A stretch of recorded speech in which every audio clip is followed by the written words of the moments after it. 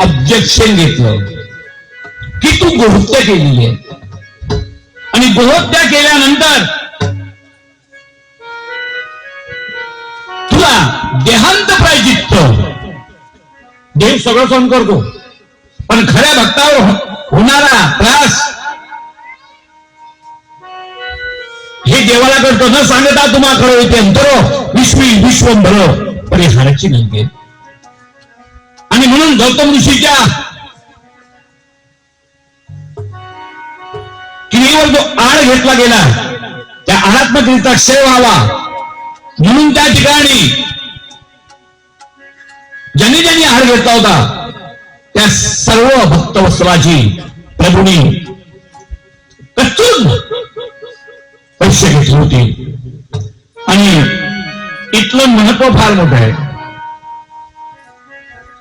नागबली त्र्यंबकेश्वर होतो, काळ सर्पदोष, पितृदोष, मातृदोष जर तुम्हाला घालवायचा असेल तर त्र्यंबकेश्वरला जावं लागतं. खर्च आहे. म्हणून मी काळेबाईला बोललो होतो,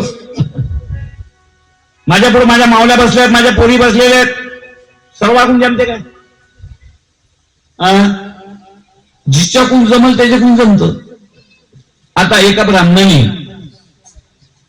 एका जणाला माझ्या देखता सांगितलं, नाव नाही सांगत तुम्हाला, अरे तुम्हाला घरी येईल नाही तर तुमच्या घरी तुम्हीच सांग. महाराजांना असं वाटलं तर सखूबाई तुम्हीच होय काय? त्याच्यापैकी तेरी बिचू मेरी बिचू. महाराज माझ्या पाठीमागं पितृदोष आहे. पितृदोष कोणाच्या पाठीमाग नाही आहे, सर्वांच्याच पाठीमाग आहे. म्हणून त्याचं साधन सांगतो, सोपं साधन सांगतो. पितृदोष घालवायचा आहे ना, इथे या मंदिरात सगळं नारळ भेट घ्या, माझी घ्या, कुठं जावं लागत नाही. कशाला काशी तू मरतो पुत्र नाही करीत, कशाला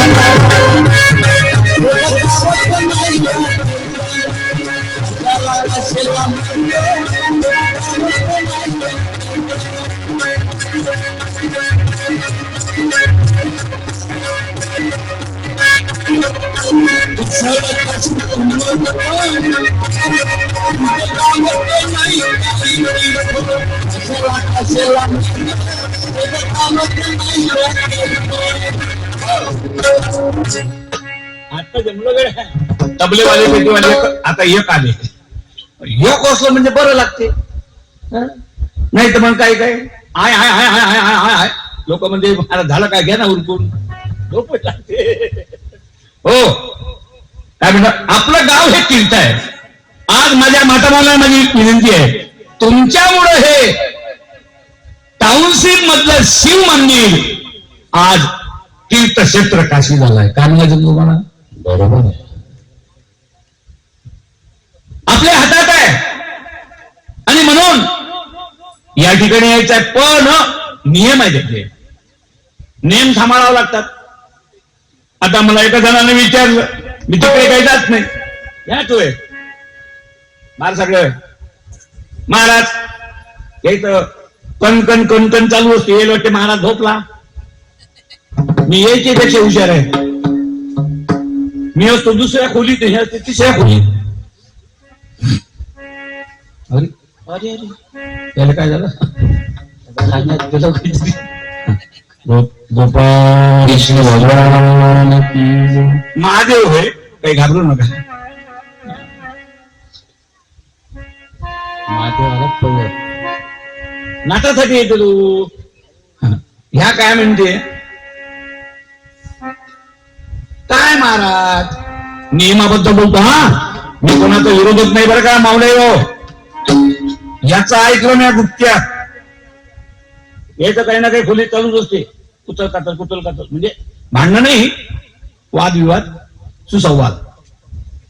ह्या काय म्हणते, कळलं का, तो म्हणते ते पोट्टी, अरे पोट्टी असो का पोट्टो असो, काय घेणं देणं काय आहे. कधी म्हटलो महाराज पोट्टीचा विषय तरी आहे कळून घ्या कसा खोटा बोलतो. काय म्हणे महाराज, कुणी कीर्तन करावं का, कीर्तन ठीक आहे म्हणे मुलीनं केलं चांगलं आहे, पण भागवत करावं काय, त्याचही बरोबर आहे. हा बरोबर. आता बरोबर आहे म्हणजे म्हटलं म्हणजे नाही हे आता बरोबर आहे म्हणजे काही काही गोष्टी नियमावली आहे. माझे गुरुदेव शिस्तीचे भोगते होते बरं का, नियमाचे भोगते होते. पितृदोष घालवायचा आहे ना, त्याच्यात नियम आहे. सकाळी 2 वाजता 3 वाजता उठावं लागते आणि चतुर्भुज अंगात राहावं लागतं. ओम नमः शिवाचा जप कमीत कमी 1.25 तास, आणि तो ब्राह्मण ज्याच्यात आपण पितृदोष घालवण्यासाठी पूजा मांडलेली आहे, तो ब्राह्मण का काम शुभ आणि शुद्ध पाहिजे, तवा बजेट बसते. जर तुमचा पितृदोष नाही केला, माझं एक तुम्हाला हे आहे, घरी जायचं आहे, सकाळी उठून या इथे, हो पाणी आणले का ते, आण पाणी, नाही तर इथं गुंडच आणलं एखादा. निश्चित तुमचा पितृदोष मातृदोष हा जातो, कुठं देऊ नका. हो सकाळी उठून या आणि मी सांगतो त्या नियमाचं चिंतन करा. गेलं म्हणून समजून घ्या, झाली बाबा ताबा तुटी धन्य गेले उदार, पण ऐकाल तवा ना. आणि म्हणून पहा, पितृदोष कालसर्पदोष हे आपल्याला घालवायचे आहेत. याच्याकरिता आपण त्र्यंबकेश्वर भगवंताचं ठिकाण सांगितलेलं आहे. आणि आता पुढील ज्योतिर्लिंग आहे वैद्यनाथ. वैद्यनाथ हे जे तीर्थक्षेत्र आहे, ज्योतिर्लिंग आहे, याच्याही बाबतीमध्ये सुंदर एक आख्यायिका आहे. ऐकून घ्या, सांगतो तुम्हाला. एक वेळेस विश्रावाच्या मुलाचं नाव काय, चालता बोलता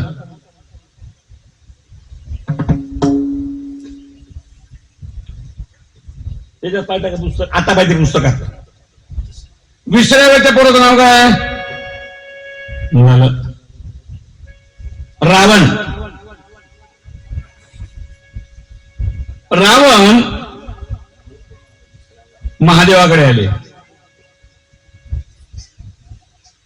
देवा मला तुमचं आत्मलिंग पाहिजे.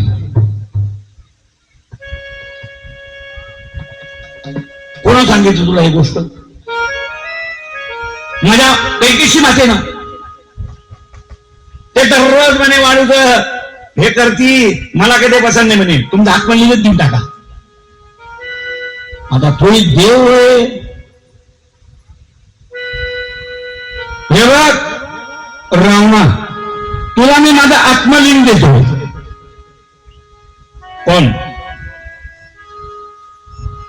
रस्त्याने जाताना कुठं ठेवायचं नाही. जिस पर कृपा रघुनाथ की, देवा तुझी कृपा सांग, मला काय भीती आहे का, भीती नाही सांगतो. ऐकून राहिले मावळे हो, वैद्यनाथाची कथा आहे ज्योतिर्लिंगाची. मग शिवप्रभूने ते आत्मलिंग याच्या हातात दिलं आणि निघालं.